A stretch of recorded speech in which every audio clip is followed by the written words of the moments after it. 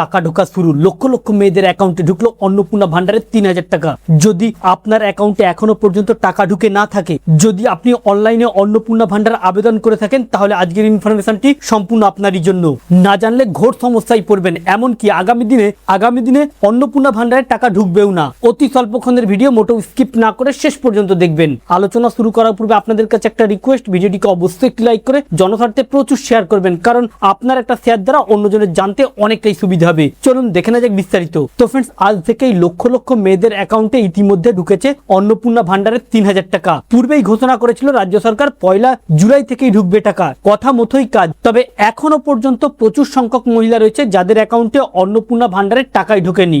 যদি আপনার অ্যাকাউন্টে এখনো পর্যন্ত টাকা ঢুকে না থাকে, আপনি যদি অনলাইনে ফিল আপ করেছিলেন, আপনি যদি সঠিক তথ্য ইনফরমেশন আপলোড করে থাকেন, তাহলে বলা হচ্ছে কয়েক লক্ষ মহিলার অ্যাকাউন্টে ঢুকেছে টাকা। আগামী কালকেও বেশ কিছু মহিলার অ্যাকাউন্টে ঢুকবে টাকা। এভাবে আগামী 10 তারিখ পর্যন্ত প্রায় 1,20,00,000 মহিলার অ্যাকাউন্টে ঢুকবে 3000 টাকা। যদি আজকে আপনার টাকা ঢুকে না থাকে, তাহলে অপেক্ষা করুন, আগামী কালকেও ঢুকতে পারে টাকা, অথবা আগামী পরশু বা 10 তারিখের মধ্যে আপনার অ্যাকাউন্টে ঢুকতে পারে টাকা, যদি আপনি সব তথ্য ইনফরমেশন সঠিকভাবে দিয়ে থাকেন বা যে শর্তগুলো ঘোষণা করা হয়েছে সেই শর্তের মধ্যে থাকেন। অন্যদিকে এর মধ্যে আবার অনেক মহিলার অ্যাকাউন্টে ঢুকবে না টাকা। তার কারণ হচ্ছে অনেক মহিলাই আবেদন করেছিলেন, কিন্তু তার সঠিকভাবে ডিবিডি লিঙ্ক বা ব্যাংক আপডেট কেওয়াইসি করা ছিল না। এই কারণেই অনেকের অ্যাকাউন্টে টাকা ঢুকবে না, যাদের পেন্ডিং হয়ে থাকবে। অথবা অনেক মহিলা রয়েছে যার সার্ভার ডাউনের কারণে বা তার ব্যাংকের লিঙ্ক না থাকার কারণে আজকে ঢুকছে না টাকা। তবে আপনাদেরকে জানিয়ে দিই, এই টাকাটা কিন্তু ব্যাংক অ্যাকাউন্ট নাম্বার ধরে ট্রান্সফার হবে না,